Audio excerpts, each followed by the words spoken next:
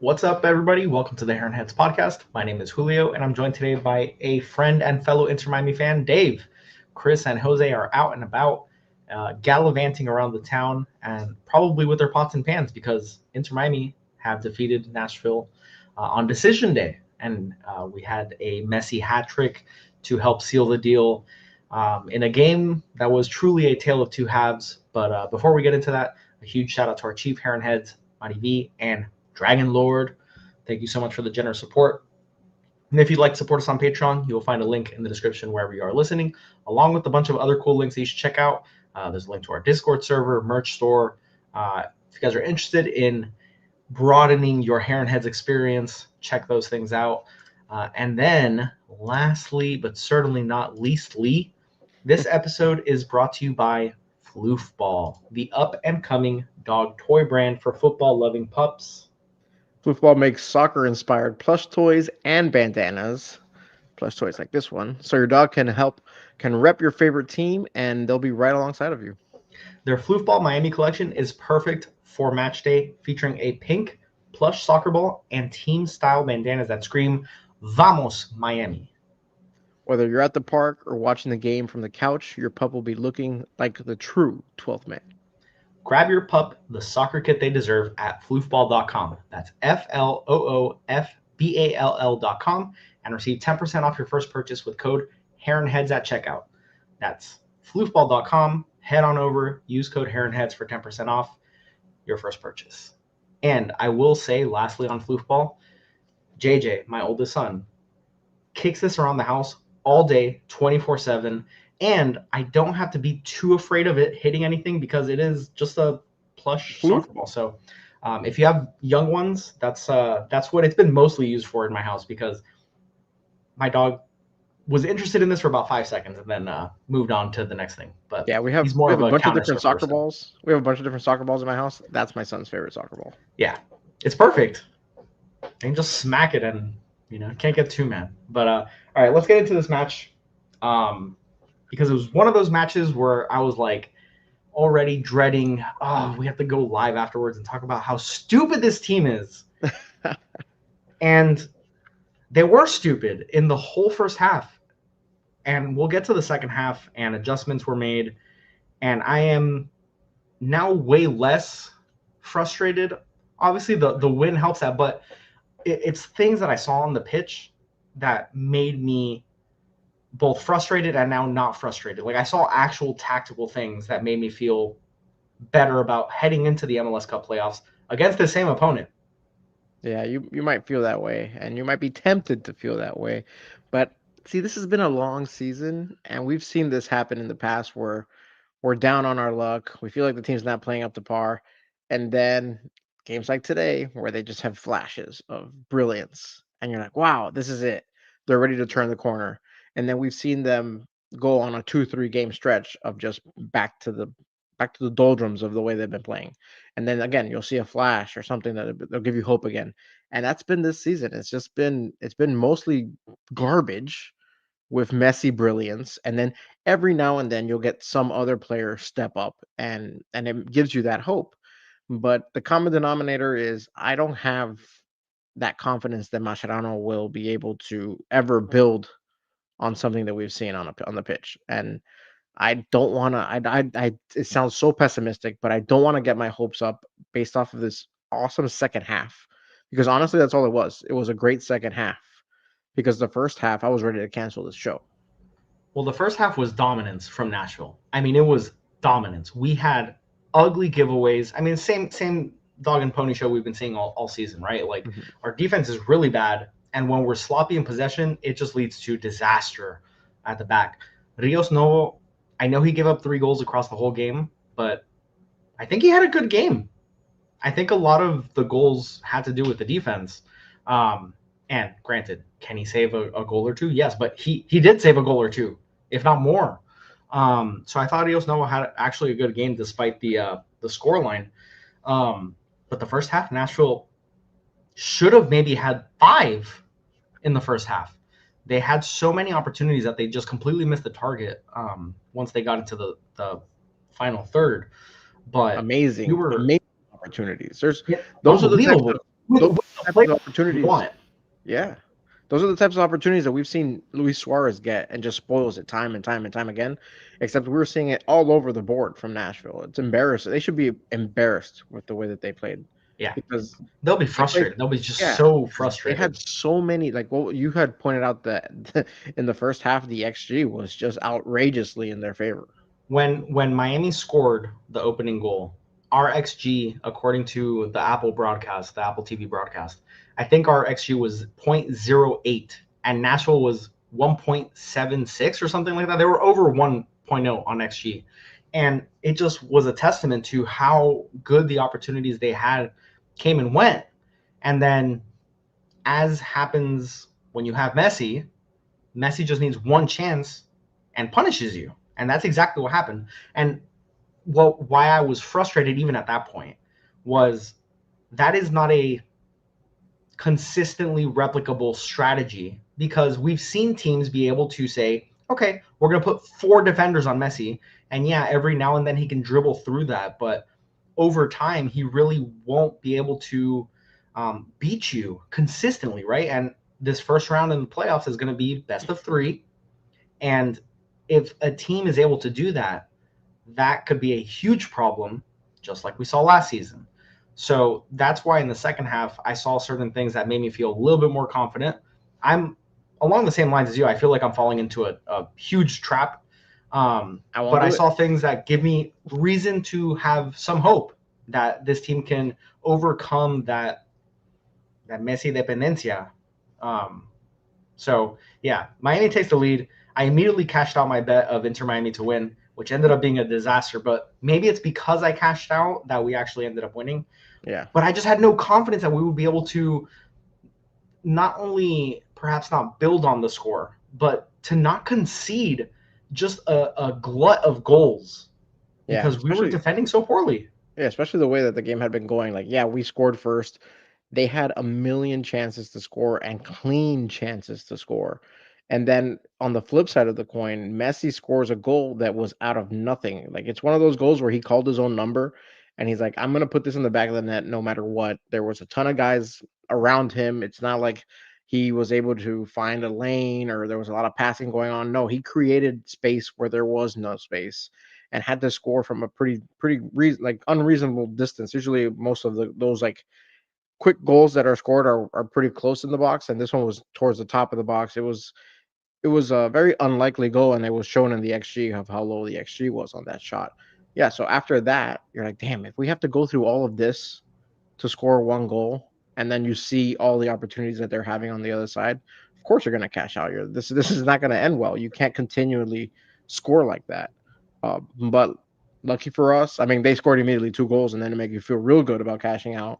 And Yeah. then that second half, I don't know what they did, if they just took like took a bunch of melatonin in the second and the halftime, and I don't know, but they were sleepwalking that second half, and thank God. So let me tell you a couple things that I noticed in the second half. It felt to me that Inter Miami started to change up where they were attacking from or where they were beginning to attack Nashville's defense from. Because the first half, although sparingly, it felt like when we went on the attack, it was push it to the wings and try to work something into the middle from there. Mhm. But as soon as the second half started, there was way more of Busquets and DePaul getting on the ball in the middle of the pitch and playing incisive passes right up Main Street. And that gave Nashville a lot of trouble because once those passes crossed their midfield line, then it was Messi has space, Suarez has space, Baltasar, who I thought had a really nice game, had a lot of space. Allende doing whatever the hell he was doing up in La La Land had space, but there was actually space for all these players to operate in, and that's a huge difference than push everything down the wings. Rarely is a good ball getting through because we've done the same thing a million times over. And it ends up going back to the center backs and back around to the other side and same thing, rinse and repeat until we turn it over because we weren't really playing cleanly. So that to me was a huge tactical change that felt like a tactical change. Like it felt like something that was strategically said, like, hey, stop going down the wings so much. Let's try to go straight up the gut. Let's put the ball at the feet of our playmakers Busquets and DePaul and see what they can do. Because yes, we're definitely going to be able to generate chances with the ball at Alba's feet, obviously. But like Chelo, who cannot be the starter in the playoffs, he cannot be the starter. But like Chelo's not really going to generate super dangerous chances from the right. Really, he's going to be like a decoy for Messi. But again, there's going to be bodies around Messi, and that's not the best way to get him the ball. Versus if you can get him the ball where he can turn and he actually only has like one or two defenders in front of him instead of five. So to me, that was a huge shift in what we were doing, is playing the ball straight up the gut, letting Busquets be the distributor of those balls, and it opened up everything. Yeah, So I agree. So early in the second half, we get a handball call on Nashville, which clear as day. I don't think there's any denying that was a handball. And Messi actually took the penalty, which I think is only the second one he takes this season. He had the one that was it off the crossbar, or he tried a Panenka and it was straight to the goalie? I don't remember, but he hadn't scored a penalty for MLS or in MLS play this season, because they were going over like all the Golden Boot, and they were saying, "Oh, Messi has all these goals without a penalty," and Inter Miami hasn't had a lot of penalties given to them. So Messi takes the penalty, buries it, sends the goalkeeper the wrong way, and then two big changes: Ian Frey on for Chelo, and Segovia on for Lujan. So I think at that point, was it at that point Busquets slotted back or dropped a little bit deeper? I don't remember exactly, but Ian Frey made a massive difference in this game because Chelo, I hate him, but Frey makes things happen. And he goes, and he not only goes up the wing and overlaps, but he actually gets all the way to the byline and plays really, really dangerous balls back into the box. Chelo sort of goes and realizes he's going to hit a dead end, turns back, plays the balls back to the defenders. And it just stunts anything that we have going on. He's always out of position. He doesn't know what he's doing. And Ian Frey's just better. So to me, that was a huge change. And shortly thereafter, Baltasar, on like this scramble play in front of the net, gets to the ball first and hits it into the back of the net. And all of a sudden, Inter Miami have the lead. Yeah, I couldn't believe that goal. That was one of those goals that, again, they set it up perfectly. And like you said, they changed the way that they attacked. They went up the middle, and then you can see they had the outlet pass, and they were able to do a beautiful pass in from Messi that you expect Suarez honestly to house that one, and then you get Suarez just hitting it right at the goalkeeper. But yeah, absolutely, Baltasar, which is something that we've seen from him more often than not, that he's in the right spot at the right time. Whereas I think in that very same play, I was scared we might have been smacked with an offsides because Allende was lost in the sauce, basically where the goalie was. So like that's one of those things that it is a skill to know where you are in space and be able to capitalize on those ricochets. So thank God we had Baltasar in that spot. And this is another reason why right after that we get our first another substitution, and it's Baltasar out, and I think Yannick. it was Bright. It was Bright coming in, and I'm like, man, if you're gonna sub somebody off, why wouldn't it be Allende in that spot? I know he makes the runs and things like that, but Well, we have to mention the one that he missed because yeah, before Messi tied it, I think it was Alba or Suarez plays a ball across for Allende. The entire goal is open to him.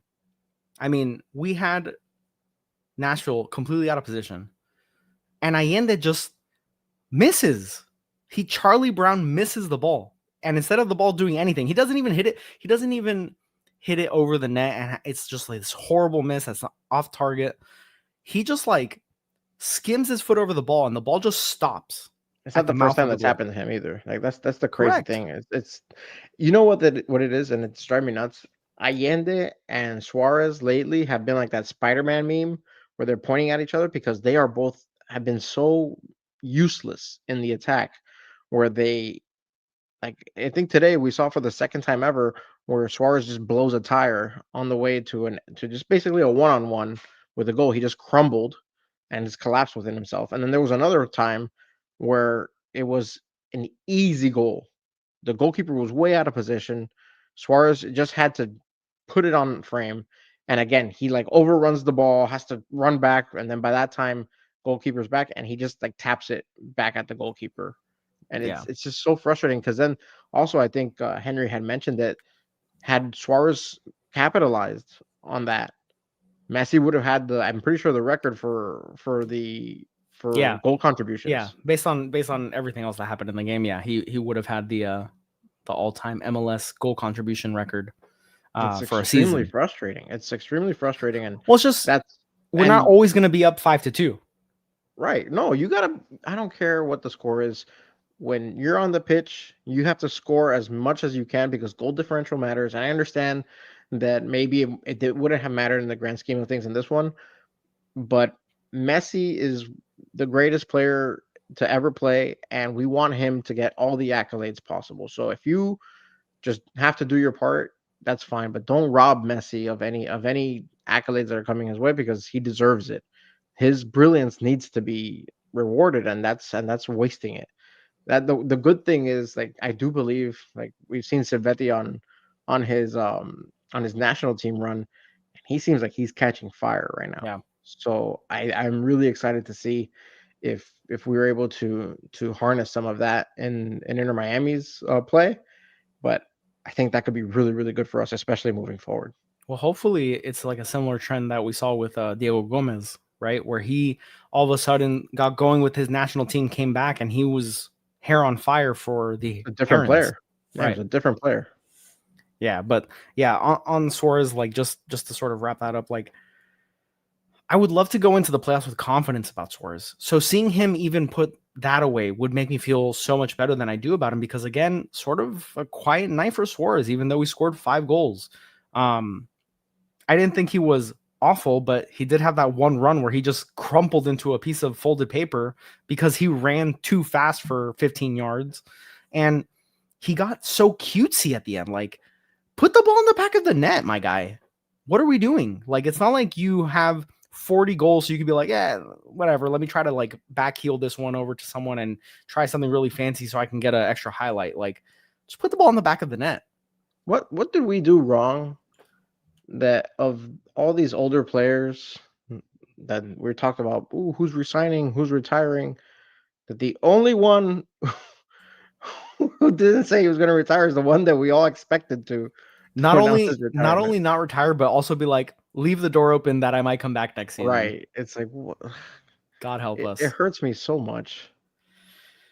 It's bad. So I was curious, and now I'll pull it up, and I don't think you've checked this, so we can get into the most and least of the match, but I was curious what Suarez's score was, so let's get into it. Sometimes may be good, sometimes may be shit.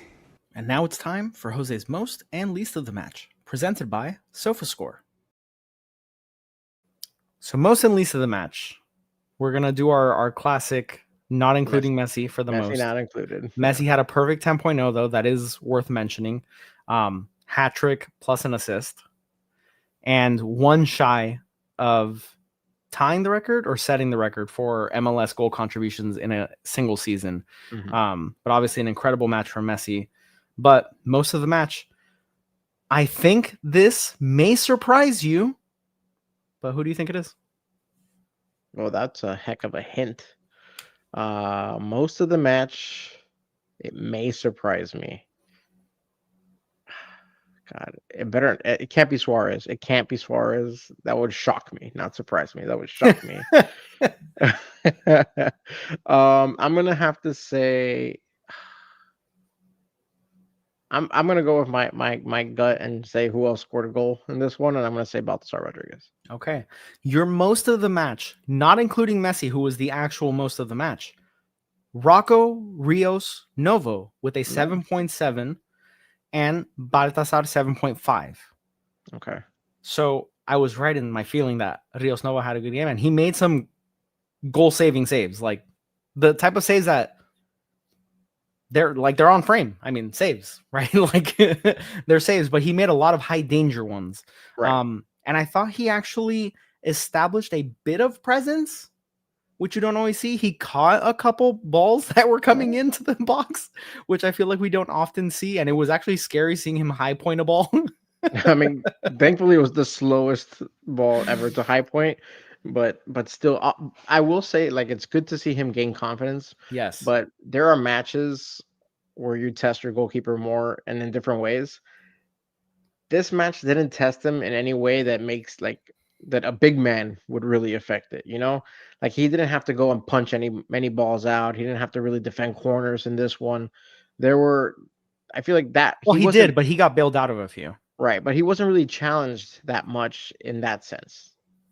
He did make the saves that you expect him to make, that you really want him to make in space and just the regular run of play.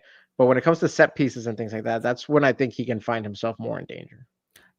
Agreed. I think the save on the surge shot isn't necessarily one that a bigger goalkeeper, I mean, certainly handles easier, but I think because it was his positioning that made the save difficult. Mhm. I think his size, obviously a taller goalkeeper would get to the ball faster, whether it's, a fraction of a second. But it is what it is. He's 5'10" and them's the breaks. So we had Novo and Baltasar Battlestar with the 7.5. And then Jordi Alba had a 7.3. But now let's go to the least of the match. Who do you have for that? Are we going to include Cello or not? Are we going to omit him? I mean, he's always the clear answer for me. Like he should just like there should be an award for most of like Messi should be the Messi most of the match, and then there should be the Cello least of the match because in my opinion he's always the least. So we can exclude him, but I will say that he's the third least of the match. Yeah, he's always in contention. I'm not surprised. But yeah, I mean, there's always like point differentials that really separate these guys. But when you're running on averages, it's Cello. It's used as a tiebreaker. Right. Let's think. Who got a yellow? Because I think that might be the differentiator here. Did Suarez get a yellow in this one? No. So players receiving yellow cards for Inter Miami tonight of the starters were Allende and De Paul. Oh, Allende is always a good choice, but I'm not gonna go with Allende. You're not gonna let your bias sway No. you? I'm not gonna go with Allende. I'm gonna go off the rails here with somebody that I didn't really notice a whole lot. I'm gonna go with Lujan. You should have gone with your gut. It was Allende. 5.8. Damn. Allende. Terrible. 5.8. The next lowest bad. is Falcon at a 6.4, and then Lujan and Cello 6.6. Because I don't think that Falcon grade is appropriate. He had some bad giveaways in the first half that led directly to chances. But he had goal saving. He had a goal line clearance on the surge on a corner technique, which is why I was saying he was lucky on a few. No. But yeah, 5.8. But Falcon, yeah. I mean, defenders get a knock when they allow volume of goals, but yeah, Allende, man, 5.8. It's I don't know how he starts. I don't know where I don't know how we can manipulate the lineup where he doesn't play, where Allende doesn't start, where it's maybe Baltasar and Silvetti. Like maybe that's what we're gonna see. But I don't understand how he continues to get the amount of minutes that he gets, how he's not the first person that they sub off. I hate the pace argument because I don't think he's particularly fast. I think he's just fast I think he's fast in respect to our squad. Right. But not fast in respect to the league that we play in. Yeah. I don't know. I do think that I see his role and there's no one-for-one replacement for his role. But I think that Silvetti is the natural replacement for him. And I think once he comes back, again, it's just tough because now you're going to make that change for the playoffs. Exactly. When you haven't seen it all year. That's why I don't think it happens. It's brutal. And then again, I don't see the reasoning that they've given him so much run. We don't even own Allende. Allende's a lone player. So it's not like we're gonna profit off of him. Like, we need to play him until he shows some form so we can sell him off. Like, no, that's not even the rationale there. Yeah. So it's I don't know. I don't know where that call's coming from. He's so frustrating. He's so frustrating to watch. He does nothing. He's gotten worse and worse and worse as the season's gone on. He's just lost form and more form, and now he's formless. I totally agree. Formless. Yeah. Awful game for Allende. It'll be interesting to see. It'll be really interesting to see what happens in this next match now against Nashville, because he doesn't provide anything.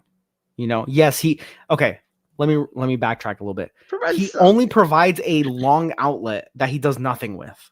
That he falls on. Right. But he doesn't contribute to goals with regularity. Often. Yeah. And when you're giving him golden chances, grade A opportunities, he misses them way too often, far more often than not. And you just can't have that, because the opportunities for the non-Messi players is so small, but it's so important. It's such an important piece of the puzzle if Inter Miami want to have success in the playoffs, that you have to be able to take opportunity of it. And Allende certainly does not. So I agree. Allende was your least of the match. Shout out Jose. So looking ahead, well, before we look ahead, unless Denny Bouanga goes ballistic in his match tonight, which should have kicked off a little while ago, Messi will be the Golden Boot winner. He is without a doubt the league's MVP. So that'll be back-to-back seasons as the league MVP. I forget who won the Golden Boot last year. Was it Benteke? I believe so. But Messi wins the Golden Boot, probably, depending on what Bouanga does tonight, like I said. And sort of how you mentioned earlier, it is nice that he's receiving the accolades that he so obviously deserves, even at this stage of his career. But it's worrisome that the first half is the trend that we've had all season, where it's hero ball. It's Messi save us, do something crazy, and that's how we're going to win. And there's not really any other way that we can win. But the second half is what I hope we see, where others are contributing. Messi obviously still continues to contribute, but Messi is afforded a little bit more space because there's danger from other areas. So I'm hoping that we see the second half, obviously, more often. But given that we're going to be playing against Nashville, I expect changes from Nashville's side. So is Mascherano a good enough manager to counter the counter? I doubt it, but maybe the players go in with a little extra boost of confidence. Obviously not like the experienced ones, but the younger players, maybe they go in and are like, okay, we can do this. We can hang. Even if we go down a goal or two to this team, we can come back and we can score goals on this team, on this defense, and all that stuff, man. To me, that matters. I should have never had those doubts with this club. I'm sorry. Like, none of these guys should ever be like, oh, we're down a goal. We have Messi and Suarez and Alba and Busquets on this club. We can't come back. Like, that shouldn't even be a thought that they entertain. So that's why I don't put too much credence in this comeback, because they've done it before. They have such mega star potential on this team that this one match, I don't think it makes much of a difference ego-wise or confidence-wise. They should already have that. I just need them to perform. I need them to just do what they're all capable of doing. I need Mascherano to get them in those positions. Well, I think they need... I mean, I agree with you. I think it's important for them to see that they can do it as a team, and they don't need to solely rely on Messi to do it. Again, we always have to do this like as a disclaimer, but like obviously Messi allows them to do it as a team. Right. But we've seen it. Like, look at in Seattle, where Messi was a non-factor, and guess what? The whole team was a non-factor. So, yeah, we're gonna see counter punches, and now it's a series that we're heading into. So that changes things. That changes players' reactions when goals are scored. It's gonna be a good matchup. Like I'm pretty excited that it is Nashville, to be honest, because I think we do match up against them well. They have some scary pieces with Surge, obviously, and Mukhtar. Schaffelberg, Jose's favorite player in the world, didn't do much tonight, but he could certainly be a factor against our very slow back line, especially if Alba is in an advanced position. But I gotta have some confidence heading into the playoffs. Like, what's your confidence meter at on a scale of 1 to 10? 4. for when I'm talking about like for the whole length of the playoffs, like Right. I'm not No, unconfident that we can this win series. a series. Winning a best out of 3 series against Nashville. Yeah, 7. Okay. It's That's pretty about high. where I'm at. It's That's fair, about it's where I'm at. fairly. I think it's fairly high compared, like when you're thinking about the way that they've been, because they can very easily just go and lose 2 in a row. Sure. But I feel like again they have enough form, they have enough good players, and if we get Silvetti back and he actually gets honest to God minutes, and you get Ian Frey in there, you get your actual best starting Yeah. players out there. I think that they have the potential to beat anybody. I do believe that they can beat Vancouver. I think they can beat Seattle. Like they just need to have their best players out there and actually do what we've seen them do. And yeah, maybe Mascherano can finally do that. And that's the thing. That's what hurts my confidence is I don't have any faith in him making the right decisions. Yeah, I think having Frey being in from the first minute will make a huge difference. Hopefully, we see some sort of tinkering with Allende's position. I don't know if we'll just stick with him because that's Mascherano's MO is just sticking with what he's done. He could be so much better off the bench. Like you said, he doesn't have game breaking speed, but if you bring him in the Right. 70th minute or something like that, then he's that much faster. Like Yeah. like at least maximize his potential there. Yeah, I agree. I'm at about a 7 as well. I think that's fair. And yeah, I guess we'll see. You can touch on that as I look up the Right. start date of the playoffs. So no, what I've heard is that where Henry's asking if Messi signed his new contract. No, from what I understand is that the contract is pretty much it's agreed to, but it's a very complicated contract. It's one of those that everybody has to approve. Apple has to approve it. The MLS has to approve it. Everybody has to like cross their T's and dot their I's. So it's not just an easy thing to get done, but for the most part, everything is agreed on. So it could take some time to get that one done. But until pen is put to paper, you don't feel great about it because look, Alba signed. Alba did put pen to paper, and he's gone. So yeah, my confidence for everything right now is just in the gutter. Yeah, so the official schedule hasn't been released yet. Obviously, there's still matches going on, but the first round kicks off midweek for the wild card matches. Those are like the play-in matches between the 9th and 10th seeds, I believe it is, or 9th and 8th. And then the first round officially begins this upcoming weekend, starting on Friday. So we expect to play, Friday or Saturday in Miami at Chase Stadium. And the hunt for the MLS Cup, the last opportunity for a trophy for Miami, begins. So you gave us your confidence scale on this series. What's your confidence on the winning the whole damn thing? I feel like 3 out of 10. Okay. Again, they've played so inconsistently, and when you have series involved here, that kills you. And it's just, and we've seen them, and they finished 3rd, so that they don't have the best seating, so that kind of hurts them as well with the home and aways and all that, and then if you have to go and play in like the final against Vancouver or in Seattle, we've kind of seen how that plays out. So it's pain. It's just pain. Now, if they win, fantastic, because we all predicted multiple trophies. Yeah, and they didn't get anything. So I'm not gonna be mad if they win it all. No, and I think this is probably one of the higher tier ones that you would say when you looked at the start of the season. It's the hardest one. Yeah, because there's a little randomness involved as well. There is. So yeah, we'll be back soon, and the playoffs start now. So it was a good win. I'm happy, obviously, that we came back, showed that we do have some mental toughness. We expect that from these experienced players. Tonight was Alba and Busquets' last league match in their careers, as they've both announced retirement. So let's try to make their career last another 5-6 matches.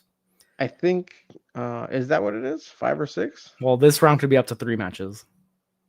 I don't know. I want to play 9 matches. Is that possible? I want to win a trophy. Is it possible to play 9 more matches? Or no, 8 more matches? I don't know. I want to win a trophy. Let's put it at that.